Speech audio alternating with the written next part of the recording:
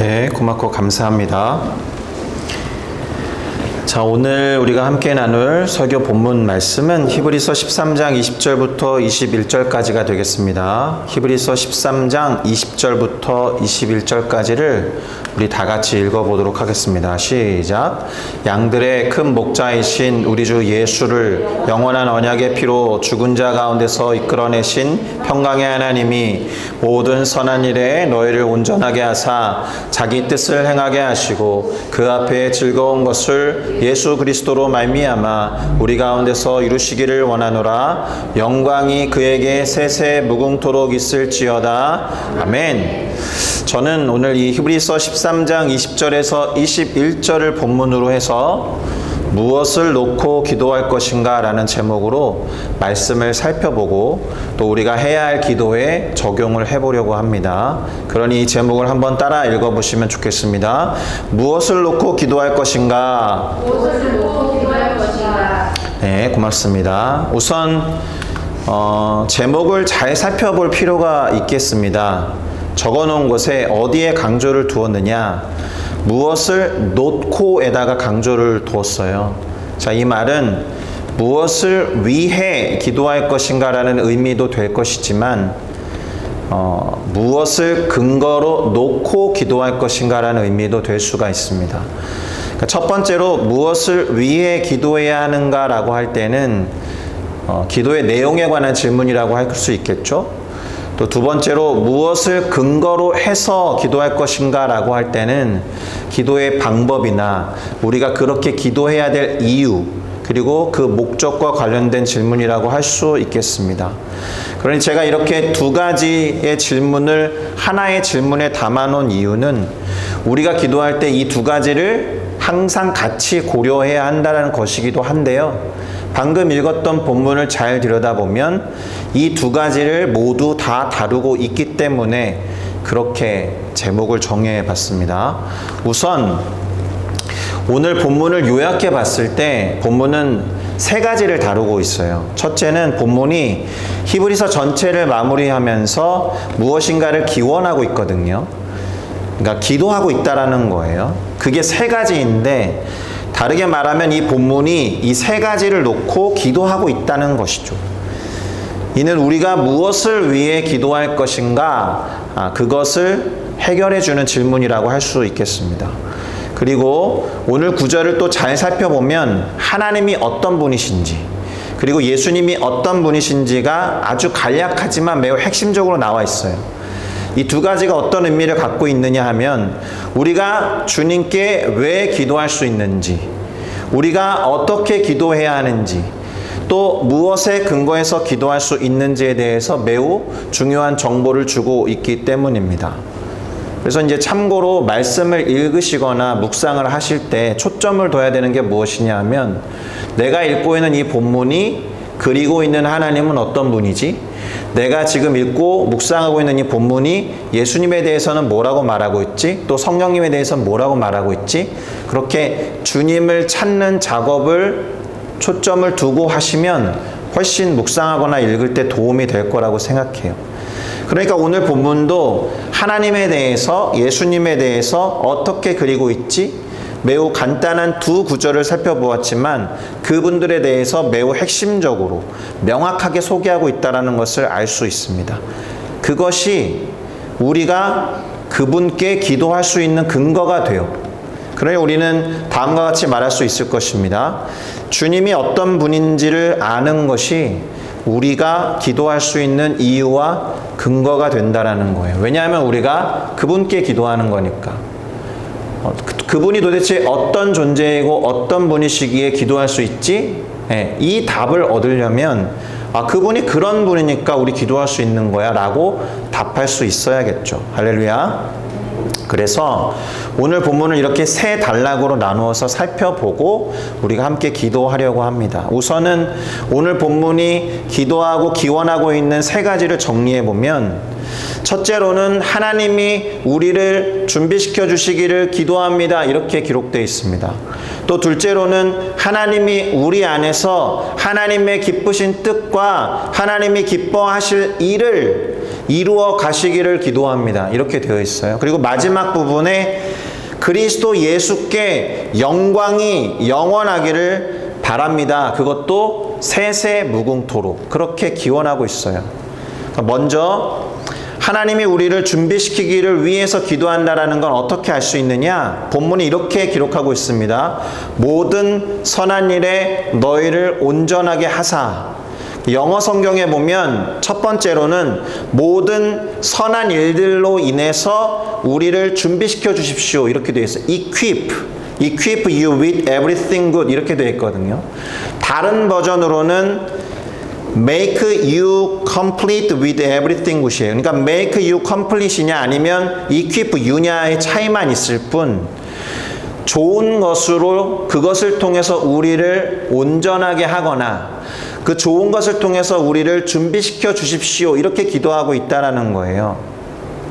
그러니까 우리는 이 짧은 구절을 통해서 이 본문을 근거로 해서 하나님, 우리가 모든 선한 일로 인해서 온전하게 되기를 기도합니다. 이렇게 기도할 수 있어야 하는 거죠. 모든 선한 일을 통해서 우리가 준비되기를 기도합니다. 이렇게 기도할 수 있는 거예요. 그런데 생각해 볼 게 있죠. 우리가 뭔가를 준비한다고 할 때는 이유와 목적이 있잖아요. 그리고 온전하게 된다고 할 때도 온전하게 되어야만 하는 이유와 목적이 있을 거 아니에요.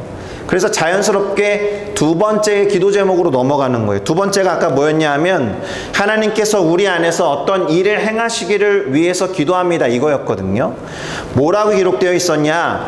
자기의 뜻을 행하게 하시고 하나님께, 그 앞에라는 것은 하나님께거든요. 하나님 앞에 즐거운 것을 우리 안에서 이루어 가시기를 원합니다. 이렇게 돼 있는 거예요.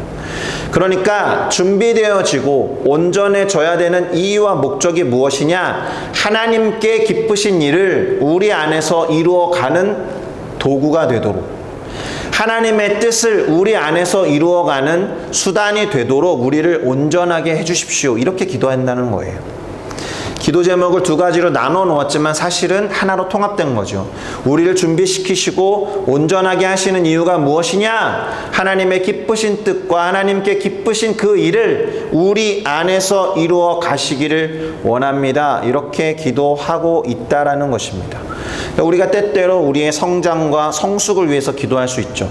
그리고 우리가 발전하고 조금이라도 나아지기를 위해서 기도할 수 있는데 그 모든 것 가운데 이유와 목적과 방향이 있어야 한다는 거잖아요.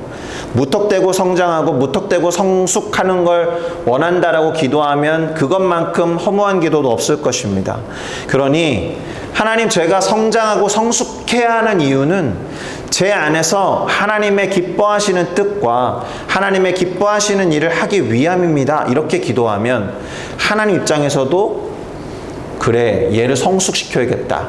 그래, 얘를 성장시켜줘야겠다. 이렇게 생각하시기 쉽겠죠. 왜냐하면 당신을 위한 일이니까요. 할렐루야. 마지막으로 오늘 본문은 그리스도 예수의 영광을 위해서 기도합니다. 영광이 그에게 세세무궁토록 있을지어다. 아멘. 이렇게 마무리하고 있거든요. 그러니까 사실 우리 모두의 기도는, 우리들의 모든 기도는 그리스도 예수의 영광을 위한 것이 되어야 하는 거예요. 어쩌면 그래서 예수의 이름으로 기도하는 것인지 모릅니다. 예수의 이름을 걸고 기도하는 이유는 그 기도가 어떻게 응답되든지 간에 그분의 영광이 드러낼 것입니다 라는 것을 기대하고 선언하는 의미가 있는 것이죠.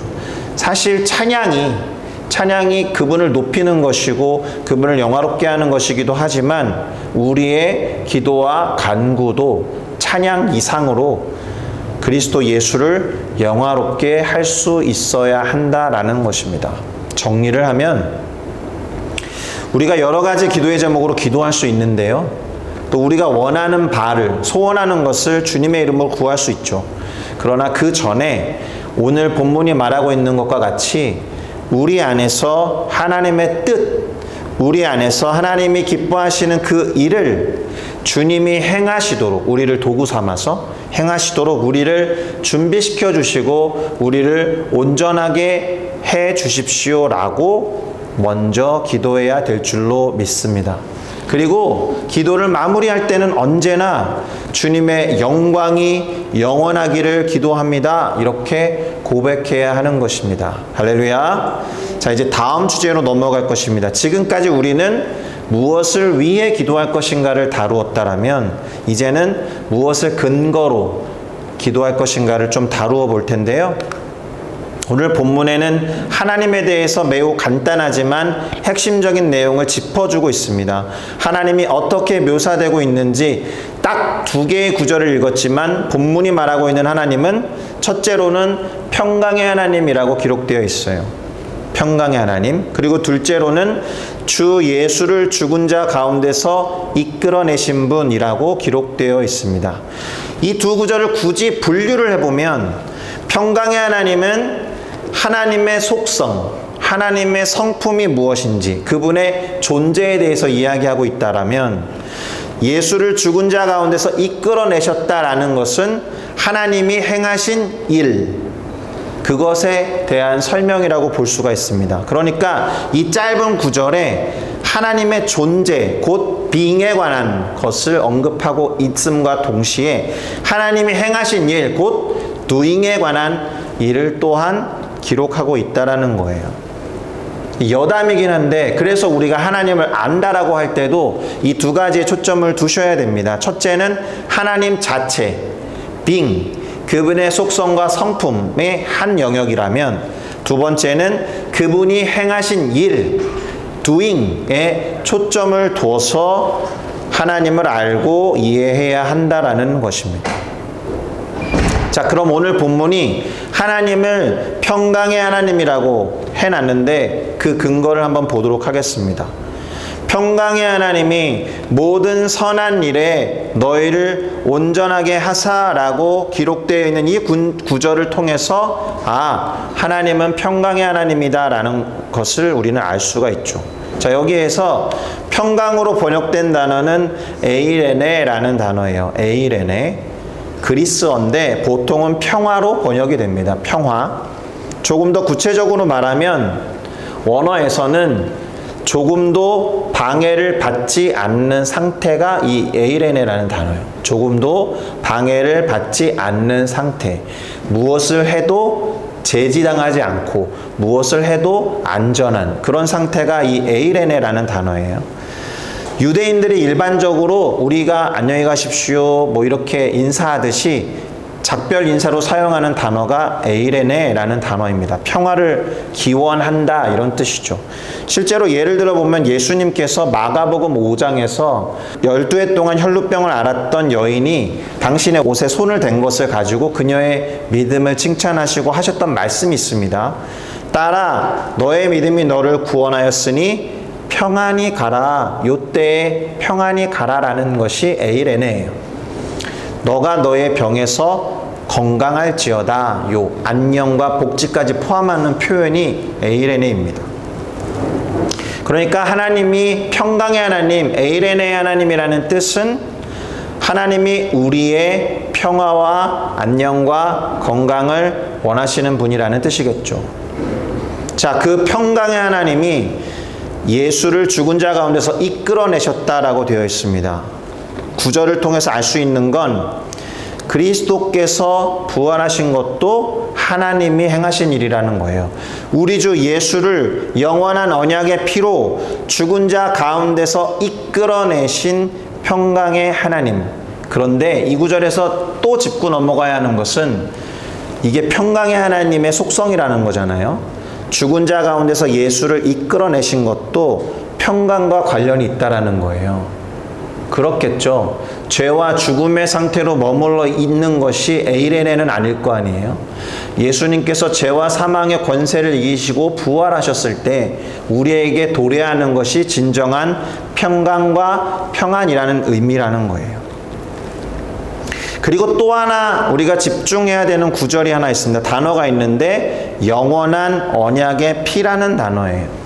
평강의 하나님이 영원한 언약의 피를 통해서 그리스도 예수를 죽은 자 가운데에서 이끌어내셨다라는 거니까 예수 그리스도가 죽음으로부터 이끌림 받게 된 이유가 그분이 흘리신 보혈에 있다라는 거죠. 자, 이 영원한 언약의 피, 이 단어를 처음으로 쓰신 분이 있습니다. 예수님이죠. 예수님이 언제 쓰셨냐 하면 최후의 만찬 때 제자들에게 하신 말씀에 영원한 언약의 피라는 표현이 나옵니다. 마태복음 26장 28절을 같이 보면 읽어드릴게요. 이것은 죄 사함을 얻게 하려고 많은 사람을 위하여 흘린 바 나의 피 곧 언약의 피니라 라고 직접 말씀하셨어요. 이 말은 당신이 피를 흘려서 제자들을 포함한 모든 사람들의 죄를 해결할 거다라는 것이 이미 언약의 내용에 포함되어 있었다라는 거죠. 그리고 이것이 영원하다는 것은 어떤 것을 의미하냐 하면 언약의 피가 그 소임이 만기되는 일이 없다라는 거예요. 언약의 익스피레이션이 없다라는 거예요. 그것은 언제나 누구든 예수 그리스도의 언약의 피를 통해 진정한 평강과 평안을 누릴 수 있다라는 뜻입니다. 그러니까 하나님이 그리스도 예수 그 언약의 피를 보시고 죄인들 곧 우리 인간들의 죄를 사해 주셨다라는 것인데 뿐만 아니라 그 피를 보시고 그리스도 예수를 다시 살게 하셨다라는 거잖아요. 그러니까 그 피를 통해서 우리도 그리스도와 함께 다시 살게 되었다라는 것입니다. 할렐루야. 자, 그러니 우리는 평강의 하나님께 우리의 평강을 놓고 기도할 수 있습니다. 또 그리스도 예수를 죽은 자들로부터 부활로 이끌어내신 하나님께 우리의 죄 사함을 위해서 기도할 수 있을 뿐만 아니라 누군가 구원이 필요하고 거듭남이 필요한 사람들을 위해서 기도할 수 있다는 거죠. 예수 그리스도의 영원한 언약의 피 때문에. 그게 영원한 언약이기 때문에 그래요. 하나님이 이런 분이시니까, 그리고 예수님이 이런 분이시니까 이 말씀의 근거에서 우리는 기도할 수 있는 거예요. 하나님이 말씀에 그렇게 적어 놓으셨잖아요. 그러니 그 말씀을 근거로 저는 이렇게 기도합니다 라고 할 수 있어야 하는 것입니다. 하나님의 속성과 성품 그리고 그분이 행하시는 일에 근거해서 그렇게 기도할 수 있는 것입니다. 할렐루야. 자, 이제 예수님에 대해서도 이 본문은 짧게 그러나 핵심적으로 적어 놓은 것이 있습니다. 본문은 예수님을 양들의 큰 목자라고 기록해 놨어요. 본문에 보면 양들의 큰 목자이신 우리 주 예수를 영원한 언약의 피로 죽은 자 가운데서 이끌어내신 이라고 되어 있잖아요. 그러니까 예수님이 양들의 큰 목자가 되신다라는 거예요. 여기서 얻을 수 있는 근거, 여기서 얻을 수 있는 우리의 유익이 무엇이냐? 예수님이 우리를 보호하시는 분이다라는 거죠. 또요, 예수님이 우리를 인도하시는 분이다라는 거죠. 뿐만 아니라 예수님이 우리를 먹이시고 입히시고 기르시는 분이다라는 거예요. 그러니 우리는 이러한 예수님의 속성과 그분의 하시는 일에 근거해서 우리를 보호하시도록, 우리를 인도하시도록, 우리를 먹이시고 입히시도록 기도할 수 있는 거예요. 왜요? 양들의 큰 목자이신 주님이시니까요. 또 우리를 성숙시켜 주세요. 우리를 성장시켜 주세요. 우리를 먹여 주세요 라고 기도할 수 있는 것입니다. 그러니 무엇보다도 우리는 그분의 음성을 알아차리고 그분의 인도하심을 받는 순종의 삶을 놓고도 기도해야 하는 것입니다. 자, 이제 말씀을 정리해 보도록 하겠습니다. 우리는 오늘 4월 마지막 주 수요일 예배로 모였지만 수요 중보 기도 모임을 하고 있습니다. 말 그대로 기도가 이 예배 모임의 중심이라는 거죠. 그 여러 가지 기도의 제목들을 정리해 봤는데 저 개인적으로는 지난 한 달을 돌아볼 수 있어서 참 좋았습니다. 동시에 오늘 말씀 본문을 근거로 해서 우리가 꼭 빼먹지 말고 기도해야 할 것이 믿음과 소망으로 기도를 하되 하나님이 어떤 분이신지 그리고 예수님이 어떤 분이신지 그것에 근거해서 그것을 확실히 알고 기도하면 좋겠다 이런 생각을 했습니다. 우리는 우리 안에서 하나님의 기뻐하시는 일, 그분의 뜻이 이루어지도록 우리가 준비되고 우리가 온전해지도록 기도해야 할 것입니다. 이것은 우리의 성장과 성숙이 무목적의 성숙과 성장이 아니라 주님의 일을 하기 위한 것, 주님의 뜻을 위한 것이 되어야 한다는 말입니다. 더불어서 우리가 하는 모든 기도는 그리스도 예수께서 영광을 받으시는 기도가 되어야 하는 것입니다. 그리고 마지막으로 우리가 기도하는 근거는 주님이 어떤 분이신지를 알고 있기 때문에 행하는 것, 그래서 주님을 더 알게 해달라는 기도도 빼먹지 않았으면 좋겠습니다. 아멘.